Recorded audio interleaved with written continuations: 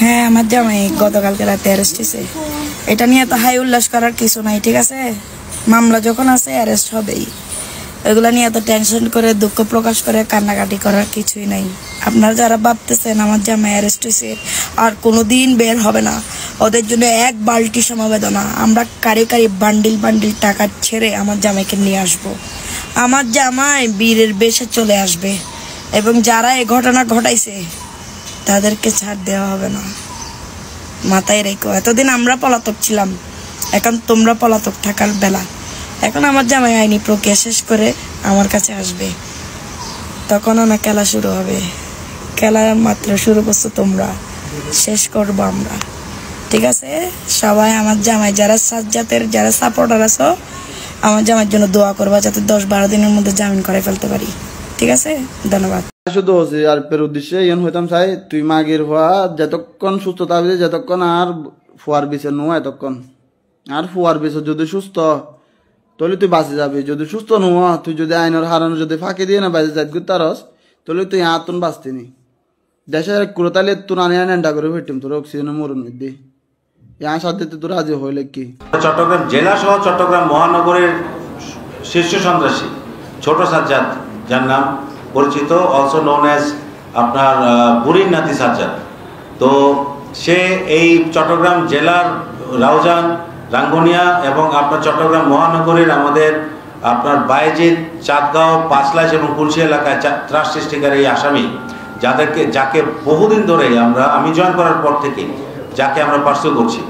আমি এখানে জয়েন করার আগে অগাস্ট মাসে সে এখানে একটা ডাবল মার্ডারের ঘটনা ঘটে। এটা বায়েজিদ থানা মামলা।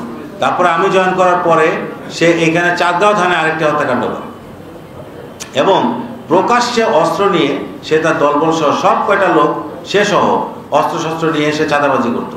বিল্ডিং কনস্ট্রাকশন কোথায় হচ্ছে চাঁদাবাজি হচ্ছে, কোথায় দোকান হচ্ছে চাঁদাবাজি হচ্ছে, শপিং সেন্টারে চাঁদাবাজি করছে এবং জুট ব্যবসা। চট্টগ্রাম যে আমাদের যে গার্মেন্ট ইন্ডাস্ট্রিগুলোতে আছে, যে বায়েজিদ, চাঁদগাঁও, মোহরা কেন্দ্রিক যে আপনার গার্মেন্ট ইন্ডাস্ট্রিগুলো আছে, জুট ব্যবসা, এই পুরা নিয়ন্ত্রণ তার যে গডফাদার। আমাদের কাছে এই পর্যন্ত যে খবর আছে, দুবাই প্রবাসী আরেক সাজ্জাদ আছে, বড় সাজ্জাদ, সেও চিটাংয়ের লোক। এই দুবাই প্রবাসী সাজ্জাদের আশ্রয় প্রশ্রয় থেকে সে এখানে এই চাঁদাবাজিগুলো এবং বিভিন্ন ধরনের হত্যাকাণ্ড এবং যত রকমের অ্যাট্রসিটি আছে চট্টগ্রাম শহরের নর্থ ডিভিশন কেন্দ্রিক তার ছিল, কর্মকাণ্ড ছিল। তো আমরা বেশ কয়েকবার তাকে গ্রেফতার করার চেষ্টা করেছি। মাঝখানে একবার বায়েজিদ এলাকায় তাকে গ্রেফতার করার অভিযান পরিচালনা করা হয়। আমাদের তৎকালীন ডিসি নর্থ, বর্তমানে ডিসি হেডকোয়ার্টার জনাব ফয়সাল, সেই অপারেশন এবং এই যে এখানে এডিসি নর্থ আছে জাহাঙ্গীর, তারা এই দুজন সহ তাদের আমাদের সংশ্লিষ্ট ওসিরা সহ সেখানে রেড করে এবং এত বড় দুর্ধর্ষ সে সন্ত্রাসী, সে 5 তলার ছাদ থেকে আরেক ছাদে জাম্প করে সে চলে গেছে গুলি করে। আবার এখানে আবার এক দারোয়ান আহত হয়েছে, আমার যে সোর্স ছিল সেও আহত হয়েছে। এই ধরনের সন্ত্রাসী, তার বিরুদ্ধে চট্টগ্রাম জেলা এবং চট্টগ্রাম মহানগরী মিলিয়ে মোট 15টি মামলা বর্তমানে তদন্তাধীন আছে। So far as CMP is concerned, there is no other identity of a criminal other than the fact that he is a criminal.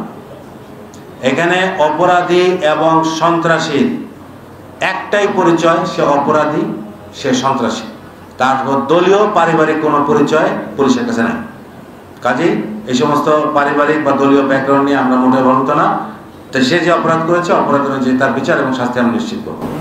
আনতে হবে এই হাবিব খান এবং সিনিয়র সাজ্জাদ দুজনের কেউ দেশে নাই, এরা দুবাইতে থাকে। আমরা এই যে আপনি যেটা বললেন, এই তথ্যগুলো তার কাছ থেকে, গ্রেপ্তারকৃত আসামির কাছ থেকে তথ্যগুলো নিয়ে প্রয়োজনে ইন্টারপোলের রেড নোটিশ জারি করার জন্য পুলিশ সদর দপ্তরকে অনুরোধ জানাবো। প্রশ্নই ওঠে না। এই যে সাজ্জাদকে ধরা হলো, গ্রেপ্তার করা হলো, আমি মনে করি এটা বাকিগুলোর জন্য একটা মেসেজ, একটা খুব স্ট্রং মেসেজ। আশা করি তারা সতর্ক হবে। এবং আমার কথা হচ্ছে, এই সমস্ত সন্ত্রাসী হয় জেলে থাকবে অথবা মহানগর এলাকার বাইরে চলে যাবে। অবশ্যই এই কয়েকদিন আগেও বায়েজিদ থানা এলাকা থেকে বায়েজিদের ওসি তার দলের 3 জন লোককে ধরেছে, 2টো বিদেশি পিস্তল সহ। এই প্রচেষ্টা এবং এই আমাদের যে কার্যক্রম এটা ভবিষ্যতে আরো বেগবান হবে এবং এই লোককে ধরা পড়েছে ওর কাছ থেকে তো আমরা ইনফরমেশন আরো পাবো, আরো ধরা পাবো। Justice or mob violence has no place in CMP.